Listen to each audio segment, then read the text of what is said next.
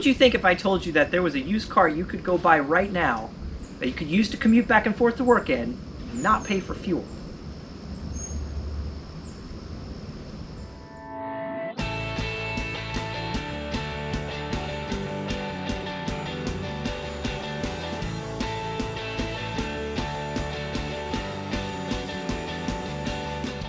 Hi-ho, Keegan the Vlog here. Welcome back to the channel. And something a little bit different today. This is my 2015 Tesla Model S.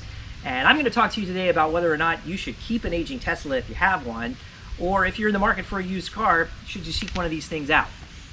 I'm going to keep this one. I think you should seek one out. I'm going to tell you why. Let's get into it.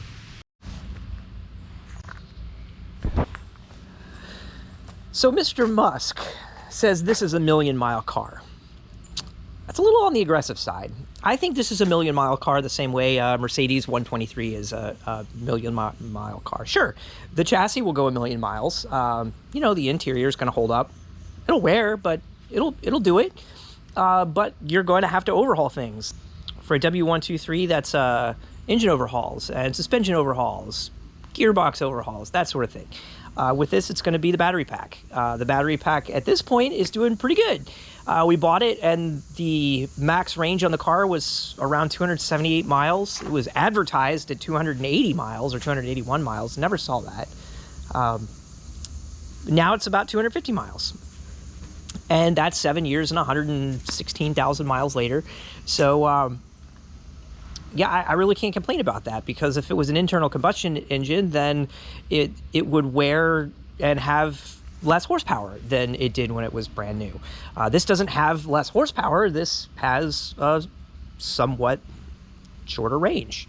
And that's just kind of what you have to deal with an electric car. But as long as your commute supports the range of the vehicle, not charged to 100%. So I run 70 miles one way, 140 miles. I charge the car to 200 miles, and that's roughly 80% of the battery capacity, and that's healthy. That's healthy for the car, and the car appreciates that. If you have an aging Tesla and you're thinking about maybe I should unload this car now while it still has some value and life left in it, or if you're thinking about buying one on the used market, this car can be had for anywhere from the mid-30s to low $40,000 range. That's a third of its value when it was new. Is this car 2/3 worse than it was when it was new? Absolutely not. This car is frankly the nicest car I've ever driven. Also the fastest car I've ever driven. I currently, well, not anymore, I don't own the slowest car that I've ever driven anymore, because that is now, has been given away. But I do have one that's similarly slow. It just happens to have a turbo on it. That's a Volkswagen turbo diesel. I don't see this car having any problem getting to 200,000 miles. Probably not even 300,000 miles, and maybe even 500,000. This car has aged remarkably well. I've used this car as a pickup truck. It's hauled my band equipment around. I play music, so I throw keyboard cases and amps and stands in and out of it. So the back does get a little bit scratched up. It's plastic, just like any other car is. More than anything, there's nose prints on all the windows, because we transport greyhounds in this car back and forth to wherever it is they need to go, mostly the vet. There was the time where this car wasn't available to me and I transported the greyhounds to the vet in a Ferrari 308. There's a video on that. Please check it out. It's quite funny. Okay, let's talk functionally about this car. What has aged well and what hasn't? Number one, the body on this car is aluminum, and the paint on this car is applied very sparingly.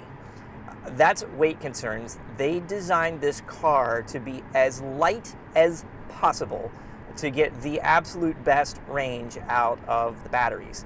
So a couple of things on this car that are marginally good because of that are the paint.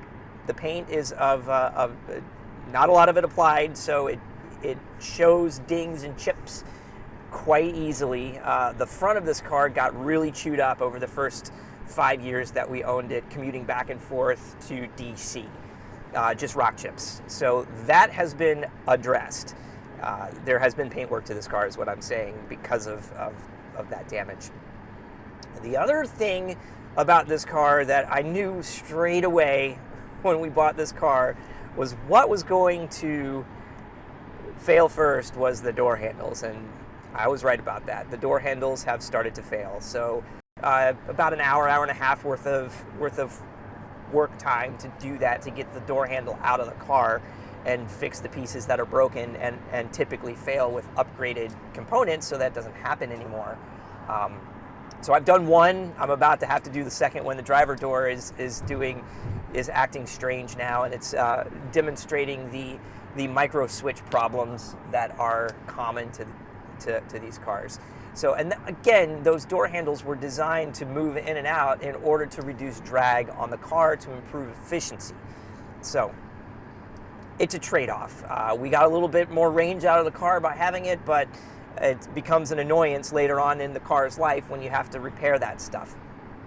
No machine is maintenance free.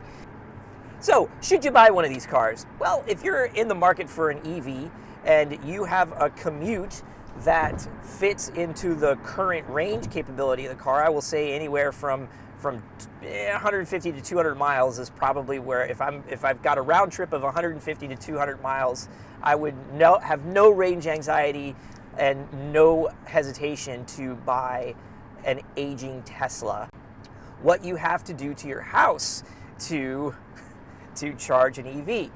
They will tell you that you can plug in the Tesla to any wall outlet and charge it straight out of the box. You can bring it home and charge. Yeah, you can do that. It'll take you 3 days to charge the car. So that's not very useful. You need about 50 amps of service in order to charge this car at a reasonable rate. So the car comes with a single charger that draws 40 amps. You need 50 amps to supply the 40 amps safely. So you need an extra 50 amps of capacity in your home's electrical system, and you can find that out by going to your panel, seeing what your main breaker is rated at. Usually it's 200 for 1970s, 80s, and newer homes. If you have an older home, you might be in the 150 range, and you might be needing an upgrade to your electrical panel in order to do that. Also, if you happen to live in a place that has only electricity for heating, so you have a heat pump with electricity like we did, and you have 200 amps of service, then you're probably tapping out that 200 amps of service already without the Tesla charger connected. And in that case, you're going to have to do what's called a heavy up to your house. You're going to have to add service. They typically double your service capacity. So in our case, we went from 200 amps of service to 400 amps of service and installed a second main breaker panel.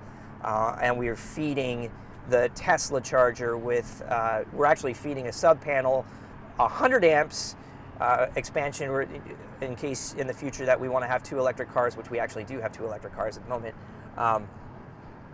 And we want to add a second charger. So there's 100 amps of service going to the garage dedicated to charging electric vehicles.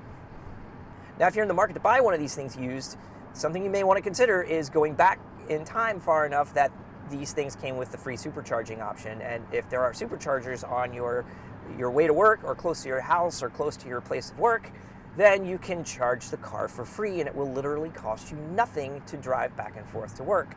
That's pretty compelling.